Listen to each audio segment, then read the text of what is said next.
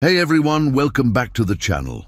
Before we dive into today's incredible story, I need you to do me a huge favor.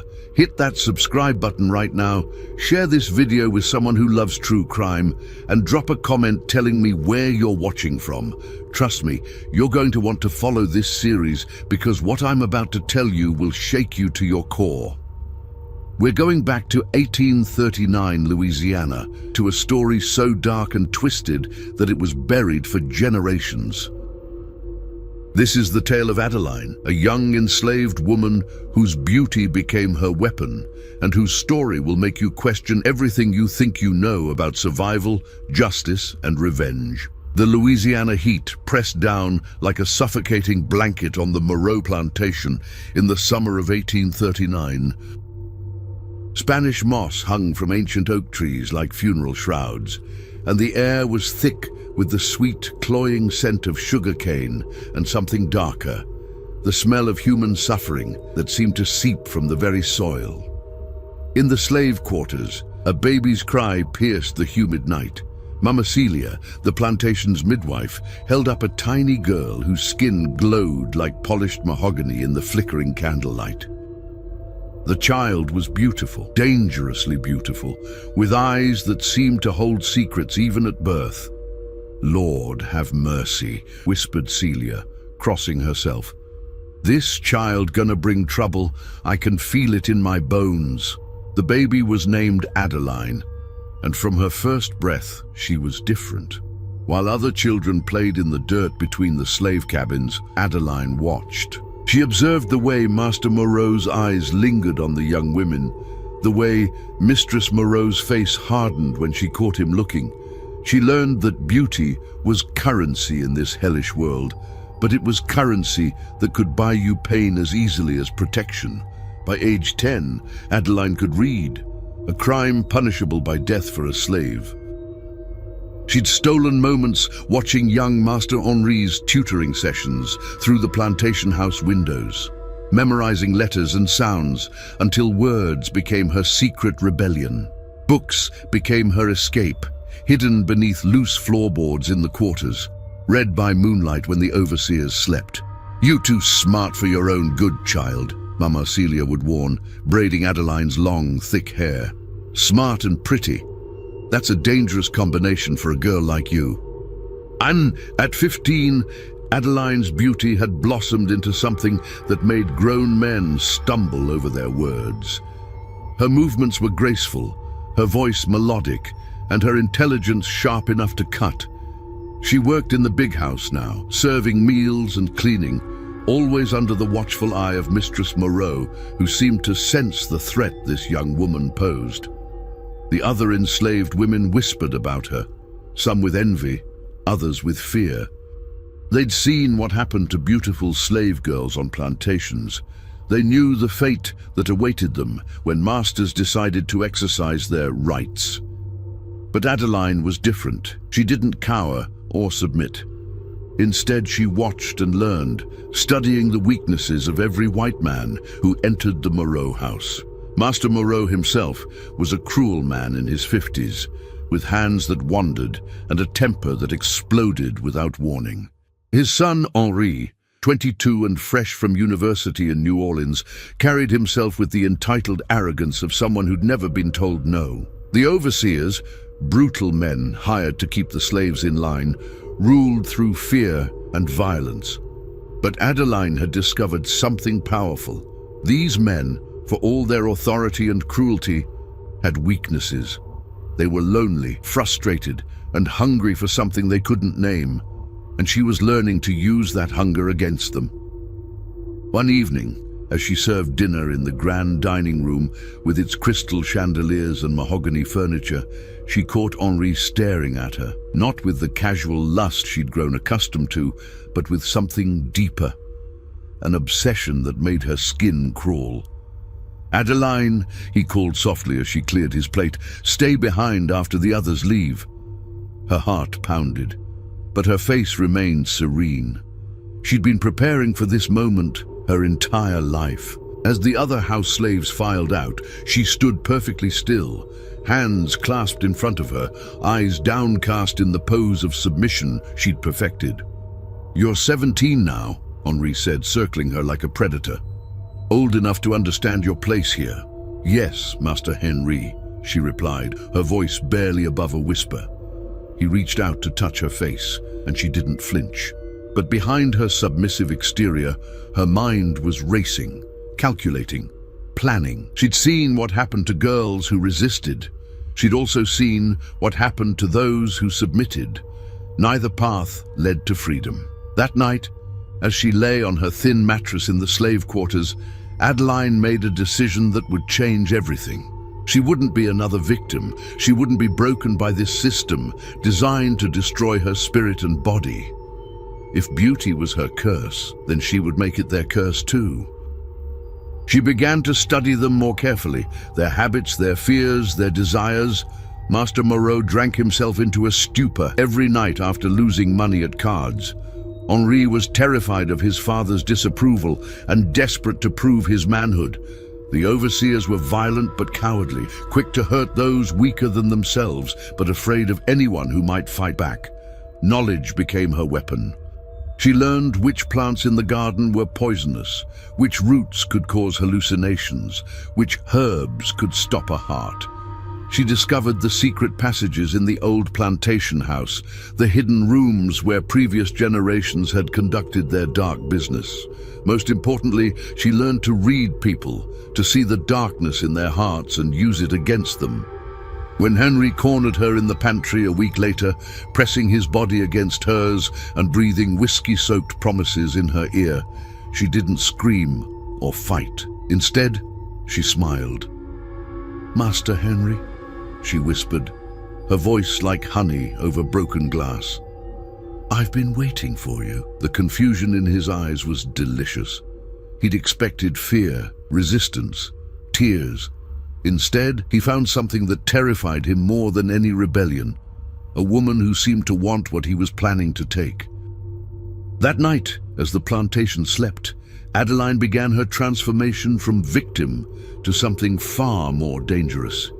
She was no longer just a beautiful slave girl trying to survive. She was becoming something that would haunt the nightmares of every man who dared to see her as prey. The girl who never knew sweet was about to teach them all the bitter taste of their own medicine. The sugar mill stood silent in the pre-dawn darkness, its massive grinding wheels casting ominous shadows in the moonlight. Spanish moss swayed gently in the humid breeze, and somewhere in the distance, a nightbird called out like a warning. It was here, among the machinery that had crushed countless stalks of cane, that Henri Moreau would meet his fate. 3 weeks had passed since that night in the pantry, and Henri had become obsessed. He followed Adeline with his eyes during the day, found excuses to brush against her in the hallways, and whispered increasingly bold propositions when no one else could hear.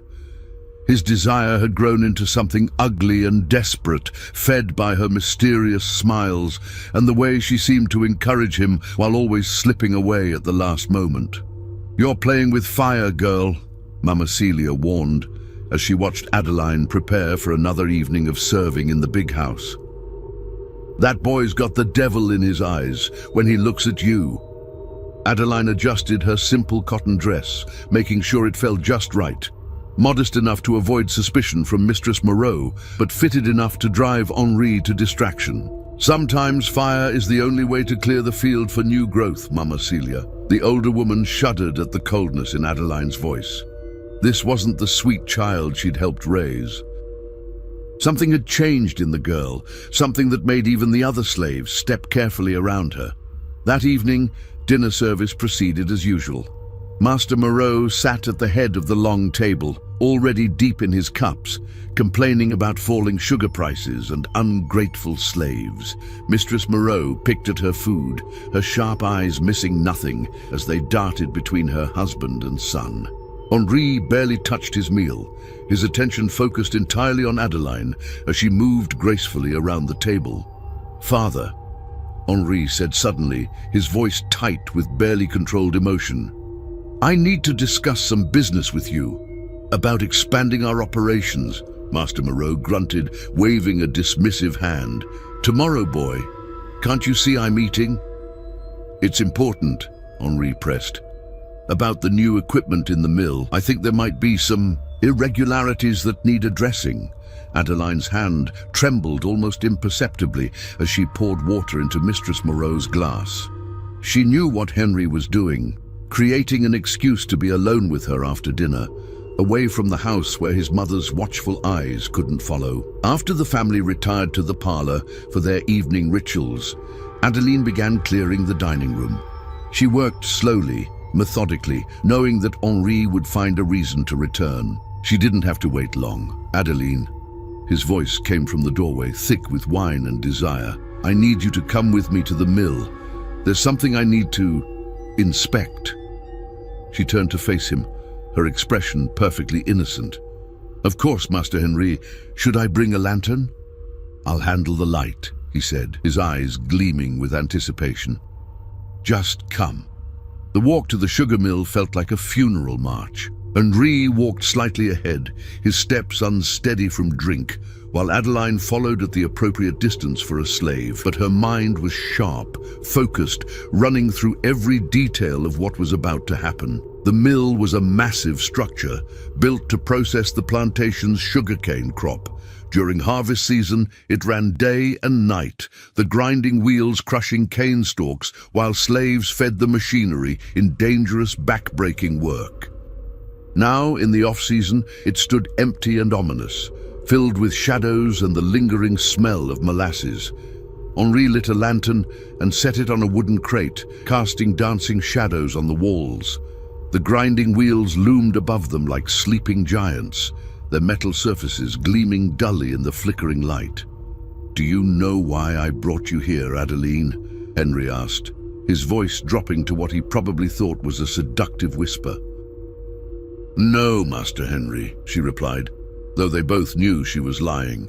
He moved closer and she could smell the wine on his breath, the sweat of anticipation on his skin. I've been watching you, the way you move, the way you look at me. You want this as much as I do. His hands reached for her, and she didn't pull away. Instead, she stepped closer, close enough that he could feel her breath on his neck.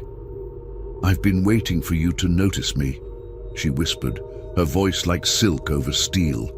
Henri's breathing became ragged as his hands roamed over her body. He was so focused on his conquest that he didn't notice her reaching behind him, her fingers closing around a heavy iron lever used to operate the grinding mechanism. You're so beautiful, he gasped, pressing her against the machinery. I'm going to make you mine. Yes, she breathed against his ear. Make me yours. It happened in an instant. As Henri fumbled with her dress, lost in his lust and the wine, Adeline brought the iron lever up with all her strength. The sound it made connecting with his skull was wet and final, like a melon dropping on stone. Henri's eyes went wide with shock and pain before rolling back in his head. He collapsed against the grinding wheel, blood streaming from the wound on his temple. But he wasn't dead yet, just stunned and bleeding. Adeline looked down at him with no emotion on her face. This was the moment of truth. She could still stop, could claim it was an accident, could try to help him. Instead, she reached for the mill's operating lever. You wanted to make me yours, she said softly, as the grinding wheels began to turn with a low, mechanical groan. But I belong to no one. Henri's eyes focused just enough to understand what was happening. He tried to speak, to move, but the head injury had left him helpless. Adeline watched without flinching as the machinery did what it was designed to do, crush and grind, until nothing recognizable remained. When it was over, she cleaned the blood from the iron lever and returned it to its proper place. She adjusted her dress, smoothed her hair, and blew out the lantern. In the morning, they would find what appeared to be a terrible accident.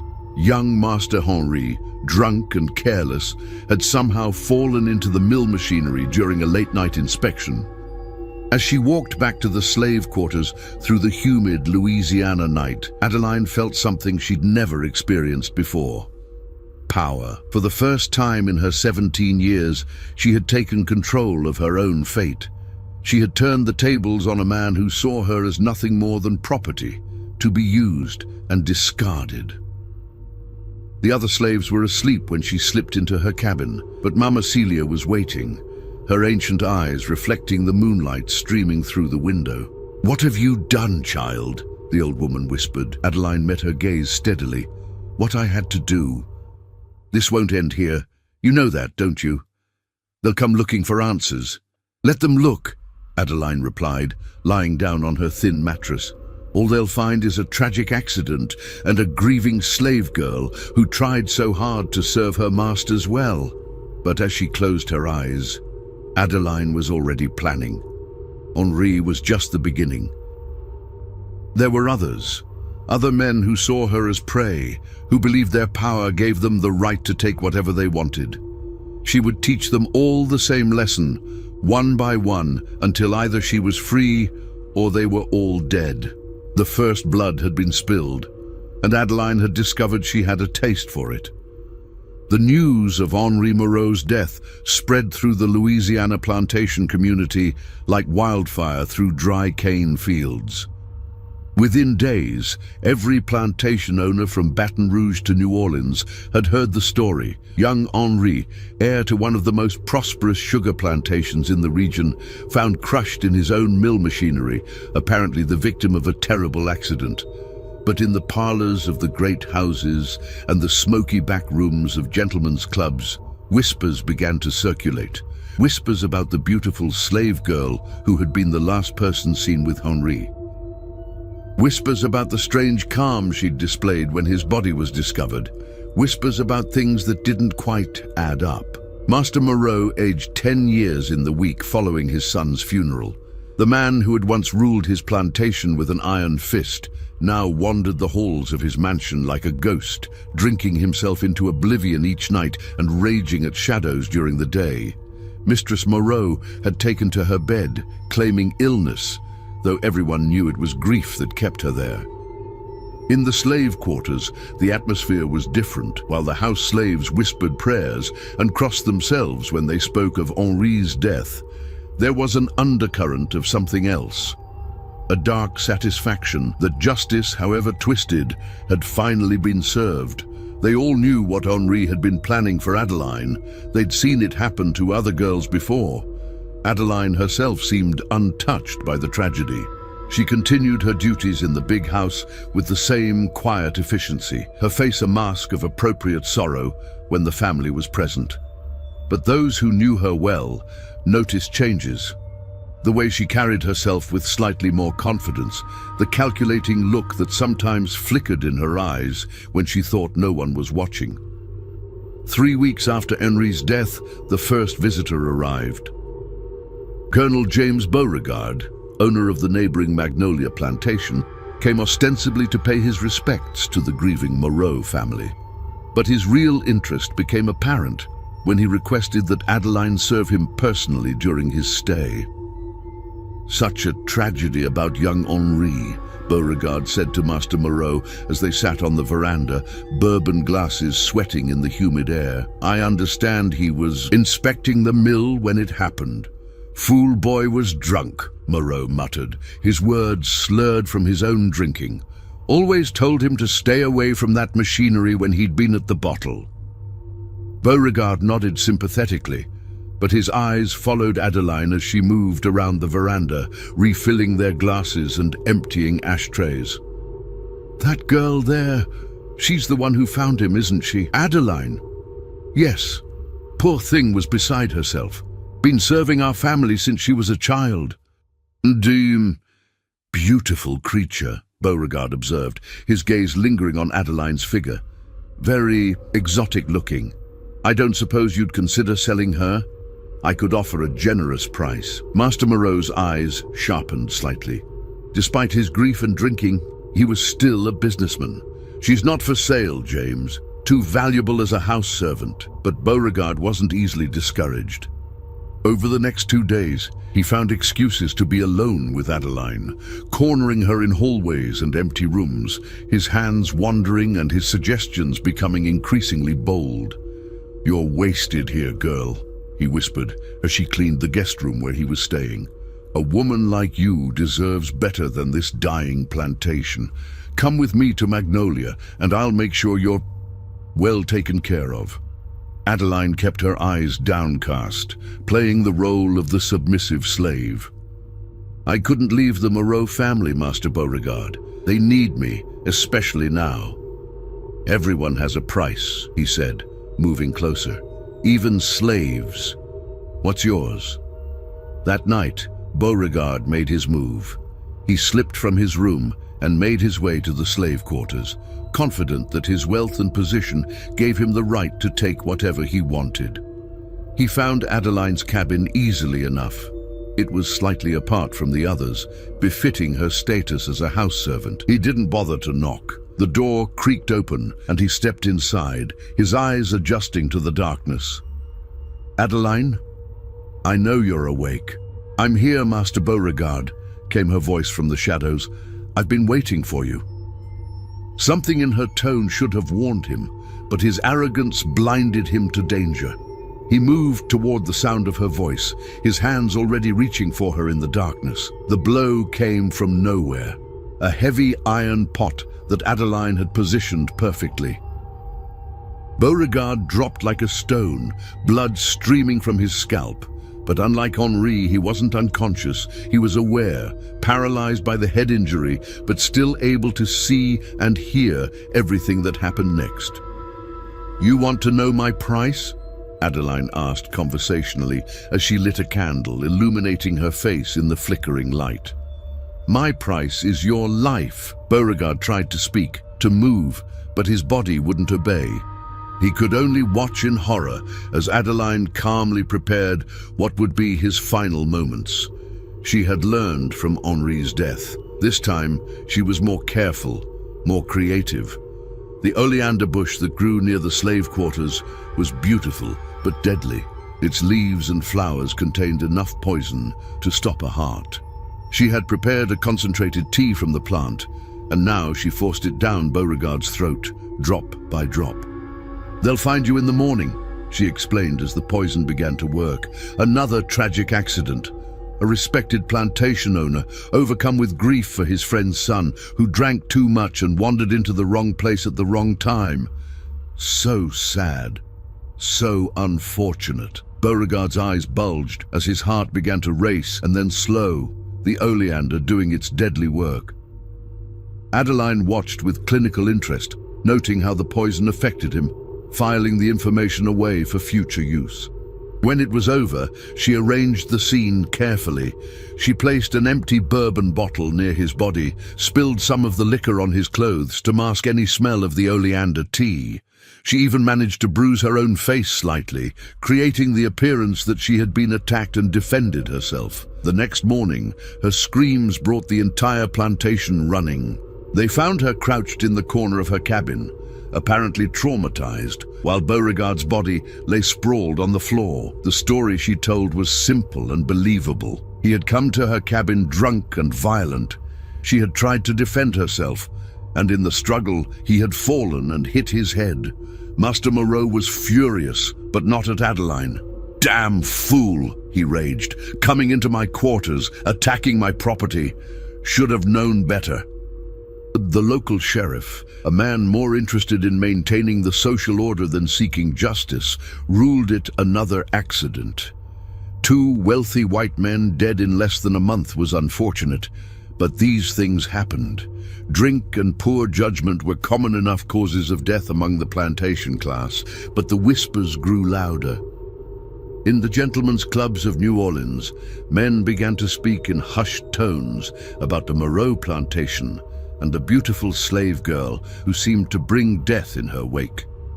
Some called it coincidence. Others began to wonder if there was something more sinister at work. Word spread through the network of plantations that connected the Louisiana sugar country. Overseers shared stories over drinks. Plantation owners exchanged worried glances when the conversation turned to the Moreau place. And slowly, a legend began to grow. The legend of Adeline, the slave girl who was too dangerous to touch. But legends, Adeline was learning, had a way of attracting exactly the kind of attention she was trying to avoid. Men who might have been content to admire her from a distance now saw her as a challenge, a prize worth the risk. They came to the Moreau plantation with increasing frequency, each one convinced that he would be the one to tame the dangerous beauty. They were all wrong. By the end of that summer, 3 more men had died in mysterious circumstances after visiting the Moreau plantation. A cotton broker from Natchez found drowned in the plantation's ornamental pond. A slave trader from Mobile discovered dead in his carriage from what appeared to be a heart attack. A young lawyer from New Orleans who died in his sleep after complaining of severe stomach pains.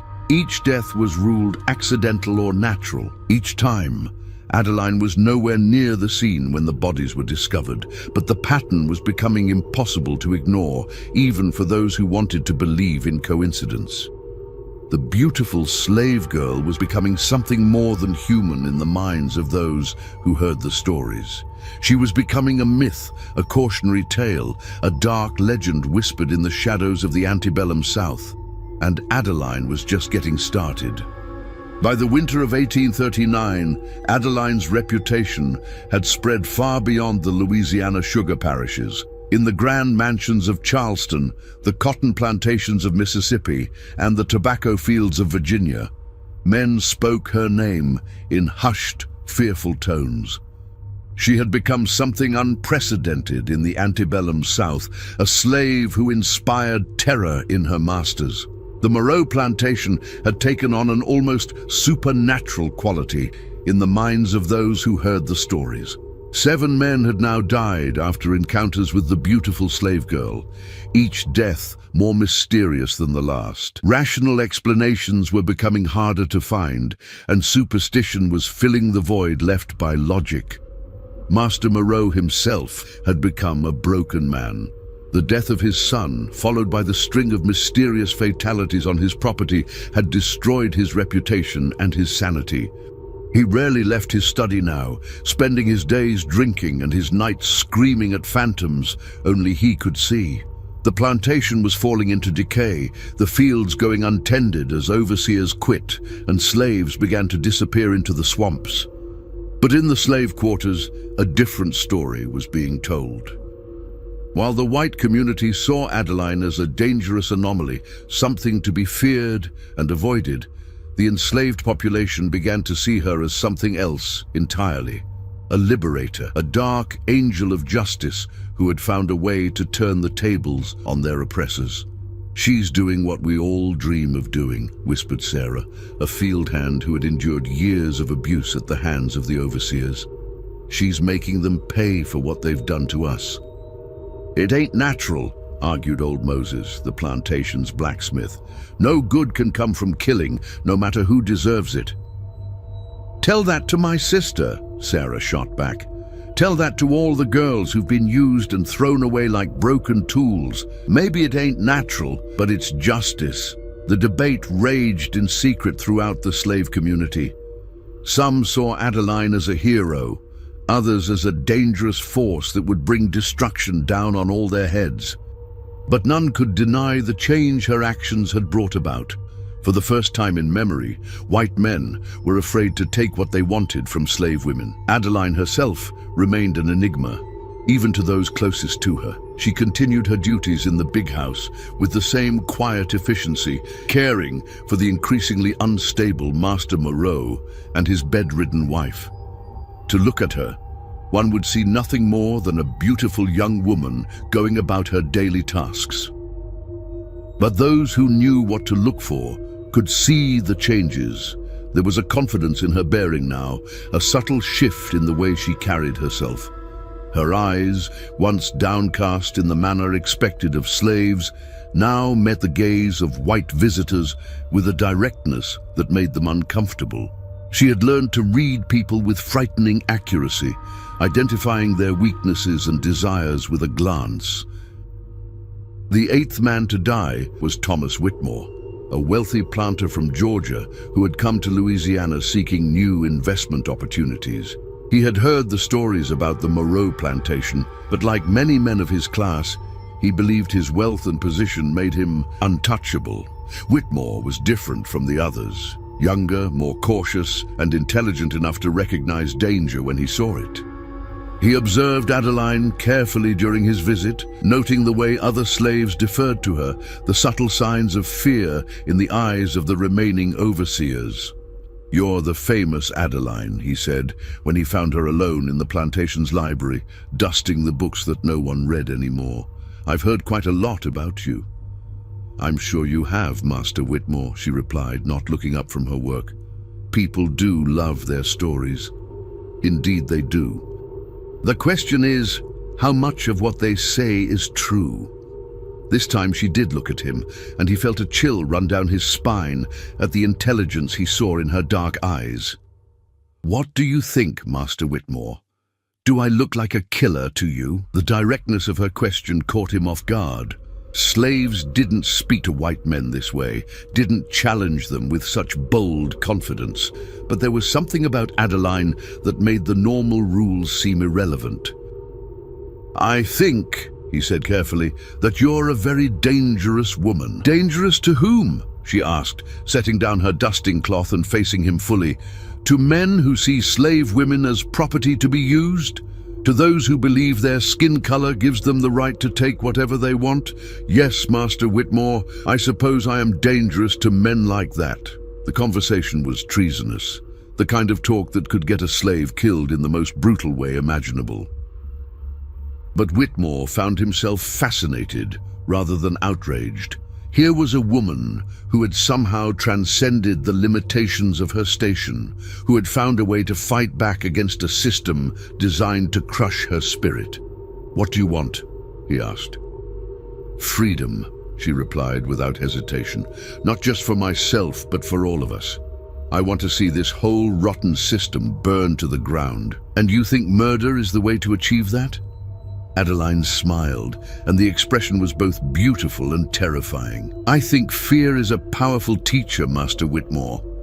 These men have ruled through violence and intimidation for generations. Perhaps it's time they learned what it feels like to be afraid."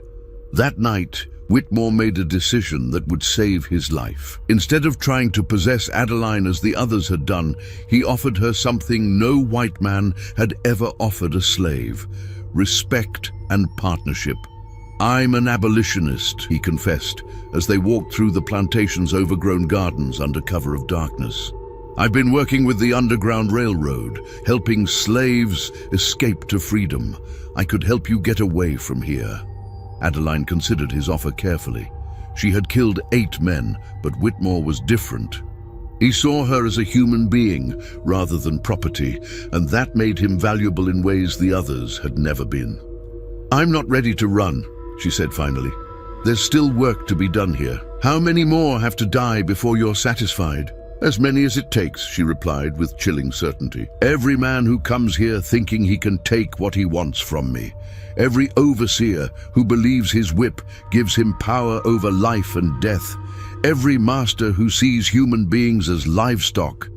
They all have to learn that there are consequences for their actions." Whitmore left the next morning, alive and unharmed, but forever changed by his encounter with Adeline. He would later write in his journal that he had met a force of nature disguised as a woman, a living embodiment of justice in a world that had forgotten the meaning of the word. Word of Whitmore's survival spread quickly through the plantation community, adding another layer to the growing legend. Here was a man who had met the dangerous slave girl and lived to tell about it. The story gave hope to some and increased the fear in others, but it also brought unwanted attention. If Adeline could spare one man, it meant she was choosing her victims deliberately. The deaths weren't random accidents or the result of supernatural forces. They were calculated acts of revenge carried out by a woman who had somehow gained power in a world designed to keep her powerless. The authorities began to take notice. Sheriffs who had been content to rule the deaths accidental started asking harder questions. Plantation owners who had dismissed the stories as superstition began to demand action. The myth of Adeline was becoming too big to ignore, too dangerous to allow to continue. In the slave quarters, the debates grew more intense. Some urged Adeline to flee while she still could, to take Whitmore's offer and disappear into the Underground Railroad. Others begged her to continue her campaign of terror, to keep killing until every white man in Louisiana was too afraid to harm a slave woman. But Adeline had her own plans that went far beyond simple revenge or escape. She was building something unprecedented, a legend that would outlive her, a story that would be whispered in slave quarters for generations to come. She was creating a myth that would give hope to the hopeless and strike fear into the hearts of oppressors. The woman was becoming the myth, and the myth was becoming something far more powerful than any individual could ever be. But myths, as Adeline was about to learn, had a way of taking on lives of their own, and sometimes they consumed the very people who created them. The ninth victim was already on his way to the Moreau plantation, drawn by the legend like a moth to a flame. And this time, Adeline would face her greatest challenge yet, a man who knew exactly what she was and still believed he could defeat her. The autumn of 1840 brought an unexpected visitor to the Moreau plantation. A man whose arrival would change everything for Adeline and challenge everything she had become. Jonathan Hartwell was not like the others who had come seeking to possess or conquer her. He was a lawyer from Boston, an abolitionist who had traveled south not to exploit the system of slavery, but to document its horrors for the growing anti-slavery movement in the North. Hartwell was 32, tall and lean, with intelligent grey eyes and prematurely silver hair that spoke of long nights spent poring over legal documents and moral philosophy. He had heard the stories about the Moreau plantation and the mysterious deaths that surrounded the beautiful slave girl.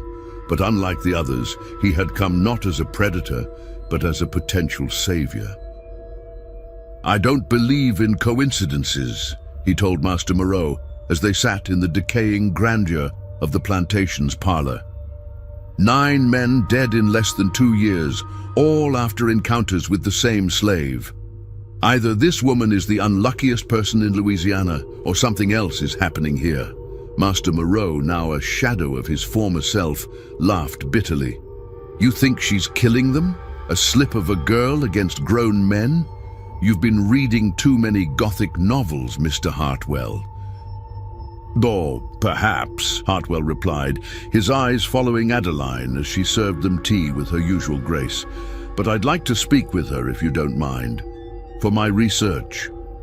What Moreau didn't know was that Hartwell had been corresponding with Thomas Whitmore, the Georgia planter who had survived his encounter with Adeline. Whitmore's letters had painted a picture of a woman who was far more than she appeared. Intelligent, dangerous, and driven by a sense of justice that transcended the boundaries of her station. That evening, Hartwell found Adeline in the plantation's chapel, a small building that had fallen into disrepair along with the rest of the property. She was kneeling before the altar, but he suspected she wasn't praying to the Christian God that the slaves had been forced to adopt. "Miss Adeline," he said softly, not wanting to startle her, "might I have a word?" She turned to face him, and he was struck by the intelligence in her dark eyes. This was not the broken, submissive slave he had expected to find, but a woman who radiated a quiet, dangerous power. "You're the lawyer from Boston," she said, rising gracefully to her feet, "the one who thinks he can save us all with his papers and his speeches." "I'm trying to help," he said simply. "The abolitionist movement is growing stronger every day. Change is coming, but it needs to be documented, witnessed. People in the North need to understand what's really happening here." Adeline laughed, but there was no humor in the sound. "Change? You think your laws and your politics will change anything? You think the men who see us as property will suddenly develop consciences because some judge in Washington tells them to?" "I think," Hartwell said carefully, "that you've found your own way to fight back. and I think it's going to get you killed." The directness of his statement surprised her. Most white men, even the sympathetic ones, danced around the truth with euphemisms and careful language. But Hartwell was laying his cards on the table, acknowledging what they both knew to be true. "Maybe," she admitted, "but at least I'll die fighting instead of on my knees. There are other ways to fight, legal ways. I could help you escape, get you to Canada where you'd be free. You could tell your story, help others understand what slavery really means." Adeline studied him for a long moment, trying to read his intentions. She had become expert at seeing through the lies and self-deceptions of white men, but Hartwell seemed different. There was a sincerity in his manner that she hadn't encountered before. "Why?" she asked finally. "Why would you risk your life for a slave?" "Because slavery is a sin against God and humanity," he replied without hesitation. "Because every person deserves freedom and dignity. Because what's happening here is wrong, and I can't stand by and do nothing about it." Over the following days, an unlikely relationship began to develop between the Boston lawyer and the enslaved woman who had become a legend. Hartwell was fascinated by Adeline's intelligence and strength, while she found herself drawn to his genuine compassion and his vision of a world where people like her could be truly free. They met in secret, usually in the abandoned chapel or the overgrown gardens where the Spanish moss provided cover from prying eyes. Hartwell told her about the growing abolitionist movement, about the Underground Railroad that was helping slaves escape to freedom, about the political battles being fought in Congress over the future of slavery. In return, Adeline shared her story, not the sanitized version that the white community preferred to believe, but the truth about what life was really like for enslaved women. She told him about the constant fear, the sexual violence that was considered normal, the way the system was designed to break the spirit and crush any hope of resistance. "I didn't start killing them because I'm evil," she explained as they walked through the moonlit cemetery where generations of Moreaus lay buried. "I started killing them because it was the only way to make them stop. The only way to show them that we're not just property to be used and discarded." "I understand," Hartwell said, and she could hear the pain in his voice. "But this can't continue. You're one woman against an entire system. Eventually they'll catch you, and when they do, they'll make an example of me," Adeline finished. "They'll torture me and kill me in the most brutal way they can imagine, to show other slaves what happens when you fight back. Then come with me," he urged, taking her hands in his. "Let me get you out of here. We can be married in Canada. You'd be free, protected. We could work together to help others." The proposal caught Adeline off guard. In all her planning and scheming, she had never considered the possibility of love, of finding someone who saw her as more than a beautiful object to be possessed or a dangerous threat to be eliminated. "You would marry me?" she asked, her voice barely above a whisper. "A slave? A killer?" "I would marry the woman I love," he replied simply. "The woman who has shown more courage and strength than any person I've ever met." For a moment, Adeline allowed herself to imagine it. A life of freedom in Canada, working alongside Hartwell to fight slavery through legal means, perhaps even having children who would never know the horror of bondage. It was a beautiful dream, but she knew it was just that. A dream. "They won't let me go," she said finally. "Too many people know about me now. Too many questions would be asked if I suddenly disappeared." "Then we'll have to be clever about it," Hartwell insisted. "I have contacts in the Underground Railroad. We can make it look like you died, stage an accident. Once you're presumed dead, no one will come looking for you." The plan they developed was elaborate but feasible. Hartwell would arrange for a boat to be waiting at a secluded spot on the Mississippi River. Adeline would fake her own death, perhaps a drowning in the plantation's ornamental pond, and then make her way to the rendezvous point under cover of darkness. But as they finalized their plans, Adeline made a decision that would doom them both. She couldn't leave without settling one final score, without eliminating the man who had caused her more pain than any other, Marcus Thibodeau, the plantation's head overseer. Thibodeau was a brutal man who had terrorized the slave community for years. He had personally whipped dozens of slaves to death, had raped countless women, and had made it clear that he intended to claim Adeline for himself once the opportunity arose. She had been saving him for last, planning his death with special care. "One more," she told Hartwell the night before their planned escape. "Just one more, and then I'll be ready to go." "No," he said firmly, "it's too dangerous. We leave tomorrow night as planned." But Adeline had already made up her mind. The next evening, as Hartwell waited by the river with growing anxiety, she was in Thibodeau's cabin, watching the overseer die slowly from a poison she had extracted from the seeds of the castor bean plant. "This is for every woman you've hurt," she whispered as Thibodeau convulsed in agony. "For every child you've torn from their mother's arms. For every drop of blood you've spilled with that whip."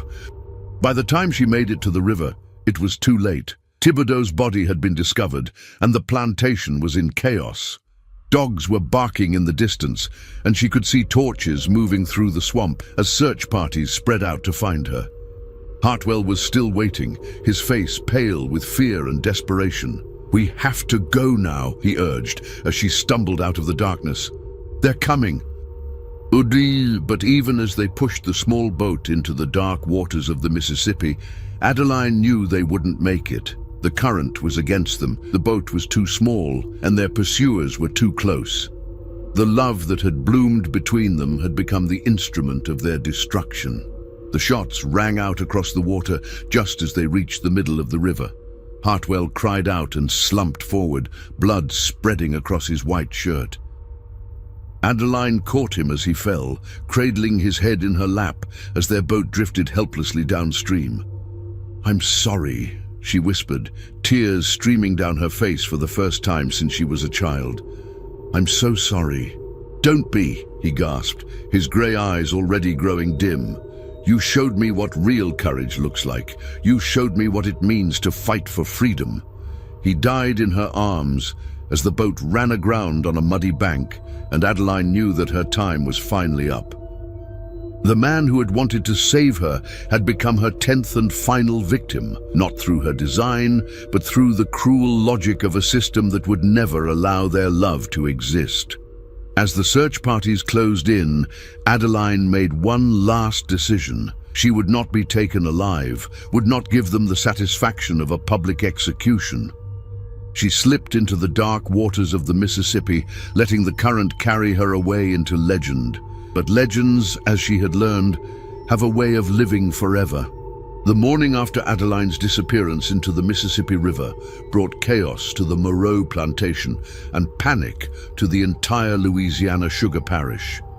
The discovery of Marcus Thibodeau's poisoned corpse, combined with the bloody boat found on the riverbank and Jonathan Hartwell's body floating face down in the muddy water, had finally forced the white community to confront the truth they had been avoiding for over a year. Adeline was no victim of circumstance or supernatural force. She was a calculated killer who had been systematically eliminating the men who threatened her. The realization sent shockwaves through the plantation aristocracy, challenging everything they believed about the natural order of their world. In the grand parlor of the Beaumont plantation, 20 miles upriver from the Moreau place, an emergency meeting was called. The most powerful men in the parish gathered around a mahogany table that had witnessed countless business deals and political conspiracies, but never a discussion quite like this one. "Gentlemen," began Colonel Beaumont, his weathered face grave with concern, "we have a situation that threatens the very foundation of our society. A slave, a woman, has murdered at least 10 white men and evaded justice for over a year. If word of this spreads beyond our parish, if the abolitionists in the North get hold of this story, it would be a disaster," finished Judge Caldwell, a portly man whose family had owned slaves for 3 generations. "They'd use it as proof that our slaves are naturally violent, that the institution of slavery itself breeds killers. It would give ammunition to every abolitionist from Boston to Philadelphia. More than that, added Dr. Rousseau, the parish's most prominent physician. If our own slaves learned that one of their number successfully killed 10 white men and nearly escaped, it could inspire copycat attempts. We could be looking at a full-scale rebellion. The men around the table nodded grimly. They all understood the delicate balance that maintained their way of life. Slavery worked because the enslaved population believed resistance was futile, that any attempt to fight back would result in swift and brutal punishment. Adeline had shattered that illusion, proving that even the most powerless could find ways to strike back at their oppressors. "The question," said Beaumont, "is what we do about it. The woman is presumably dead, drowned in the Mississippi. But the story remains, and stories have a way of spreading. We control the story," declared Judge Caldwell with the authority of a man accustomed to shaping truth to his will. "We decide what really happened at the Moreau plantation, and we make sure that version is the only one that survives." What followed was perhaps the most cynical trial in the history of American jurisprudence, a trial conducted entirely in secret, with no defendant present, no evidence examined, and no possibility of appeal. It was a trial designed not to determine guilt or innocence, but to rewrite history itself. Over the course of 3 days, the assembled men crafted a new narrative that would replace the dangerous truth. In their version, Adeline had been a troubled slave who had suffered a mental breakdown following the accidental death of young Henri Moreau. The subsequent deaths were reframed as a series of unrelated accidents and natural causes, with Adeline's presence being purely coincidental. The girl was clearly disturbed. Dr. Rousseau testified to the secret tribunal, his medical credentials lending weight to the fabrication. The trauma of finding young Moreau's body in the mill machinery likely triggered a severe psychological episode. She began to believe she was responsible for deaths that were entirely natural or accidental. The story they constructed painted Adeline not as a dangerous killer, but as a tragic figure, a mentally ill slave who had become convinced she possessed supernatural powers. Her final act, they claimed, was a delusional attempt to fly across the Mississippi River, resulting in her drowning. "It's actually quite sad," Judge Caldwell observed, with practiced sympathy. The poor creature was clearly suffering from what the alienists call melancholia, with delusions of grandeur. She came to believe she was some sort of avenging angel, when in reality she was simply a disturbed young woman who happened to be present during a series of unfortunate coincidences. The men worked tirelessly to support their fabricated narrative. Death certificates were altered, witness statements were rewritten, and physical evidence was destroyed or reinterpreted. The poison found in Thibodeau's system was explained away as a reaction to bad whiskey. Hartwell's death was ruled an accidental drowning during a foolish attempt to help a mentally ill slave escape. But the most insidious part of their conspiracy was the way they co-opted Adeline's story for their own purposes. Instead of suppressing all mention of her, they actively promoted their sanitized version, turning her into a cautionary tale about the dangers of treating slaves too leniently. This is what happens when we allow slaves to become too educated, too independent, Beaumont declared during one of their sessions. The Moreau family treated that girl almost like family, gave her privileges and freedoms that went to her head. It's a lesson for all of us about maintaining proper discipline. The revised story served multiple purposes for the white community. It explained away the mysterious deaths without admitting that a slave had successfully murdered white men. It reinforced existing prejudices about the mental instability of the enslaved population. And it provided a justification for even harsher treatment of slaves, particularly those who showed signs of intelligence or independence. Within weeks, The new narrative had spread throughout Louisiana and beyond. Newspapers picked up the story of the mad slave of Moreau Plantation, presenting it as a tragic tale of mental illness rather than systematic revenge. Northern abolitionists, lacking access to the real facts, found themselves in the uncomfortable position of having to defend a woman they believed to be mentally disturbed. But in the slave quarters throughout the South, a different story was being told. Despite the white community's best efforts to control the narrative, the truth had a way of spreading through the underground networks that connected enslaved communities across state lines. Slaves who had worked on the Moreau plantation carried the real story with them when they were sold to other plantations. House servants overheard conversations and passed along fragments of truth. The Underground Railroad became a conduit for the authentic version of Adeline's story. In these hidden spaces, away from white ears, Adeline became something far more powerful than the tragic figure portrayed in the newspapers.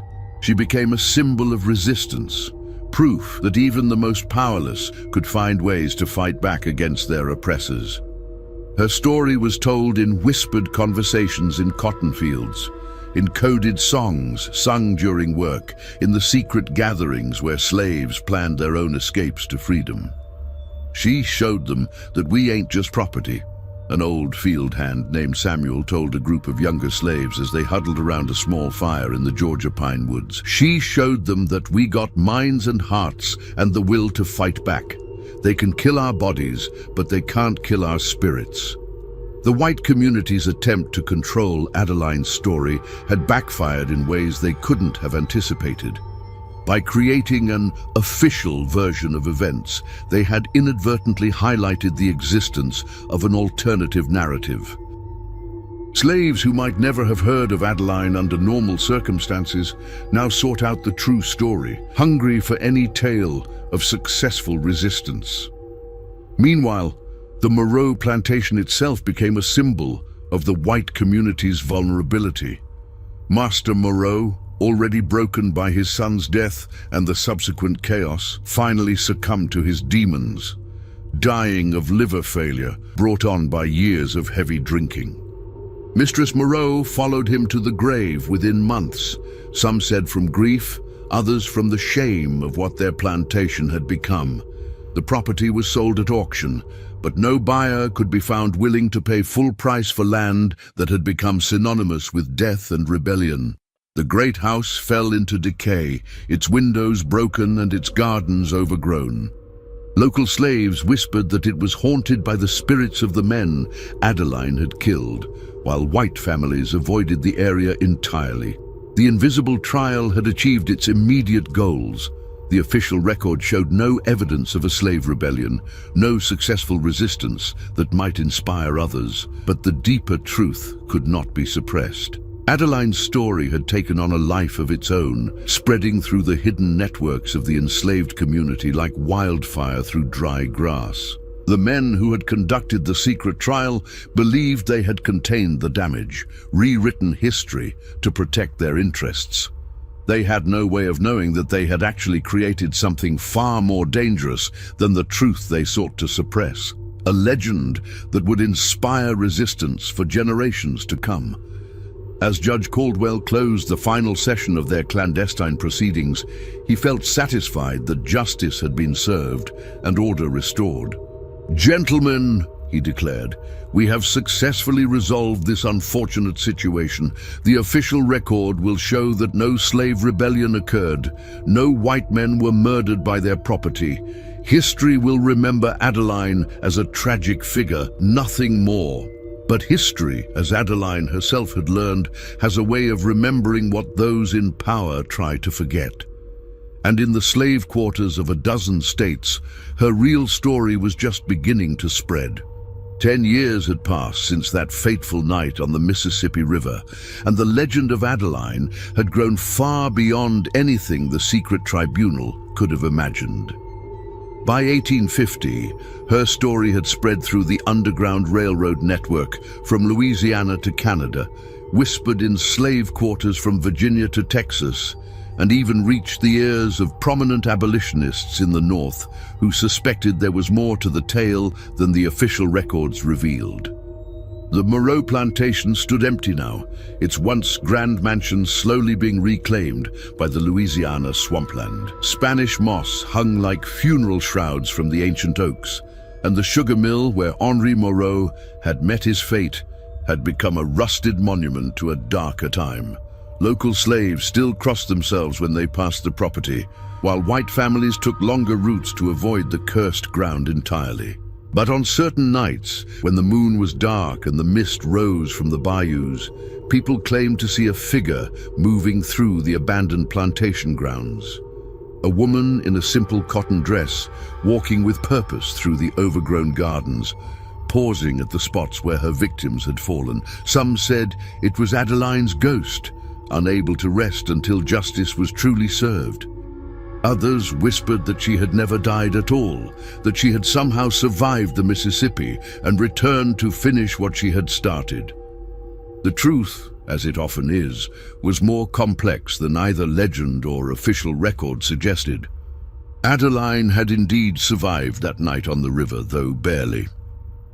The current had carried her downstream for miles before depositing her, more dead than alive, on a muddy bank near a small settlement of free blacks who lived in the borderlands between Louisiana and Mississippi. They had nursed her back to health, asking no questions about her past, understanding instinctively that she was running from something terrible. For 10 years, she had lived among them under the name Marie Dubois, working as a healer and midwife, using the knowledge of plants and poisons she had acquired during her time at the Moreau plantation to help rather than harm. She had aged gracefully, her beauty now tempered by wisdom and sorrow, her once dangerous eyes softened by years of helping others.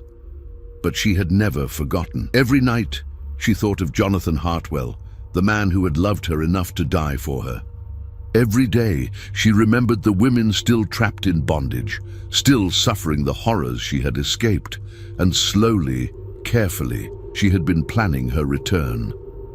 The opportunity came in the form of a letter carried by a conductor on the Underground Railroad who recognized her despite the years that had passed. The letter was from Thomas Whitmore, the Georgia planter who had survived his encounter with her years before and had since become a secret supporter of the abolitionist cause. "The men who covered up your story are gathering," the letter read. "Judge Caldwell is hosting a reunion at his plantation to celebrate the 10th anniversary of what they call the resolution of the Moreau situation. They believe they have won, that your story has been successfully buried. They plan to toast their victory and congratulate themselves on maintaining order. It would be a shame if something were to interrupt their celebration." Adeline read the letter 3 times before burning it, but the information it contained had already taken root in her mind.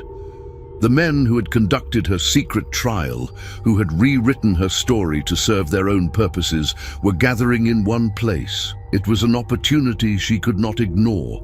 The journey back to Louisiana took her 2 weeks, traveling mostly at night through swamplands and back roads she remembered from her youth. She had changed in the decade since her disappearance. Her hair was now streaked with premature silver, her face marked by lines of experience, her body bearing the scars of a hard life.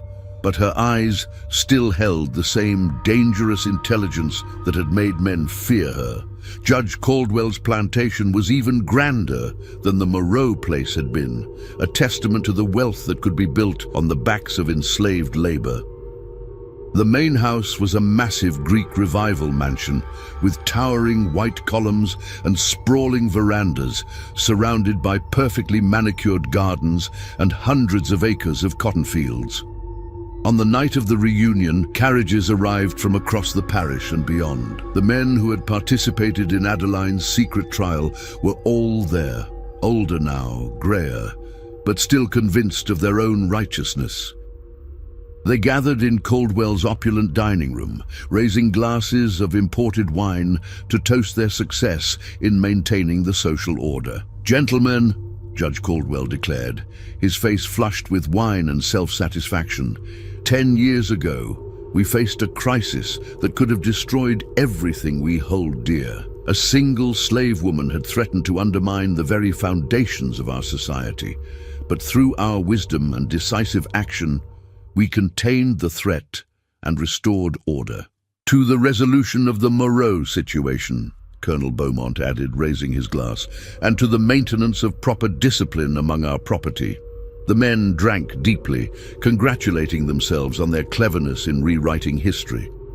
They spoke of Adeline as if she were a problem they had solved, a threat they had neutralized through superior intelligence and careful planning. They had no idea that their solved problem was at that very moment moving through the darkened hallways of the mansion, having entered through a servant's entrance she had scouted days earlier. Adeline moved like a ghost through the house, her bare feet silent on the polished floors, her dark dress allowing her to blend into the shadows. She had spent weeks preparing for this night, gathering the materials she would need from the Louisiana swamplands. The seeds of the coral bean, deadly beautiful and virtually undetectable once processed, the roots of the water hemlock, which could cause convulsions and death within hours, the leaves of the oleander, her old favorite, reliable and quick-acting. But tonight was not about individual murders. Tonight was about justice on a scale that matched the crime. These men had not just covered up her story, they had stolen it, twisted it, used it to justify even greater cruelties against her people. For that, they deserved something special. The wine they were drinking had been carefully selected from Judge Caldwell's own cellar, bottles that Adeline had accessed and modified during her reconnaissance. Each bottle had been injected with a different poison, creating a cocktail of death that would ensure none of them survived the night. As the men continued their celebration, toasting their victory over a woman they believed to be long dead, the poisons began to take effect. It started slowly. A slight dizziness here, a touch of nausea there. The symptoms were easy to dismiss as the effects of too much wine and rich food. But as the evening progressed, the situation became impossible to ignore. Colonel Beaumont was the first to collapse, clutching his chest as his heart began to race and then slow. Dr. Rousseau, ironically, was the first to recognize what was happening, but his medical knowledge was useless against the variety of toxins coursing through his system. "Poison!" he gasped, his face already turning blue from lack of oxygen. "We've been poisoned!" Panic erupted in the dining room as the remaining men realized they were all dying. Some tried to flee, but the poisons had already weakened them too much for escape. Others attempted to induce vomiting, but it was far too late for such measures to be effective. Judge Caldwell, the architect of the conspiracy to bury Adeline's story, was the last to succumb. As he lay dying on his expensive Persian carpet, he saw a figure emerge from the shadows, a woman whose face he recognized despite the years that had passed. "Impossible," he whispered, his voice barely audible. "You're dead. We saw your body in the river." Adeline knelt beside him, her face serene in the flickering candlelight. "You saw what you wanted to see, Judge, just like you created the story you wanted people to believe." "Why?" he gasped, blood beginning to foam at the corners of his mouth. "It's been 10 years. You were free. Why come back?" "Because you stole my story," she replied simply. "You turned my fight for freedom into a tale of madness. You used my pain to justify more pain. You made me into a cautionary tale when I should have been an inspiration." Caldwell's eyes widened as understanding dawned. "The slaves, they know the truth." "They've always known the truth," Adeline confirmed. "Your lies only made them hungrier for it. Every time you told your version of my story, you reminded them that there was another version, the real one. And that version has been spreading through the quarters and the swamps and the Underground Railroad for 10 years now." Indeed, as Judge Caldwell drew his final breath, Adeline stood and surveyed the carnage around her. 15 men now lay dead by her hand, The original 10 from her time at the Moreau plantation, and now the 5 who had tried to erase her from history. But this time, she had no intention of disappearing into legend. This time, she would control her own story. She walked calmly to Judge Caldwell's study and sat down at his mahogany desk. Taking up his finest pen, she began to write, not a confession, but a testament. She wrote the true story of what had happened at the Moreau plantation, the real reasons behind the deaths, and the conspiracy that had followed. She wrote about the system of slavery that had created her, the violence that had shaped her, and the justice she had sought to achieve. When she finished, she signed it simply, Adeline, free woman. She left the document on the desk where it would be easily found, then walked out into the Louisiana night. By morning, the story would be everywhere, carried by the same networks that had kept her real story alive for a decade, but now with her own words to give it power. Some said she disappeared into the swamps, becoming one with the spirits of the bayou. Others claimed she made her way north to Canada, where she lived out her days in freedom.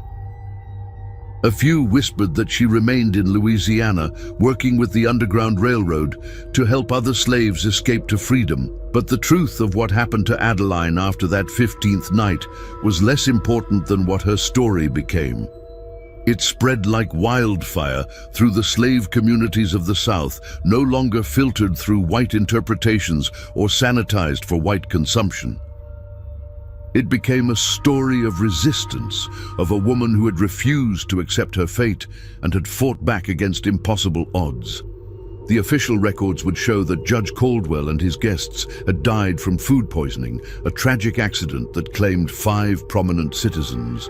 But in the slave quarters, in the hidden meetings of the Underground Railroad, in the secret gatherings where freedom was planned and dreamed of, they knew the truth. Adeline had returned to finish what she started. The most dangerous slave girl who ever lived had become something even more powerful, a symbol of resistance that would inspire others long after her physical presence was gone. And in the abandoned ruins of the Moreau plantation, where Spanish moss still hangs like funeral shrouds and the sugar mill stands as a monument to a darker time, people still claim to see her on certain nights. A woman in a simple cotton dress, walking with purpose through the overgrown gardens, her work finally complete. The legend of Adeline had become something that no secret trial could suppress, no official narrative could contain. It had become the truth, dangerous, powerful,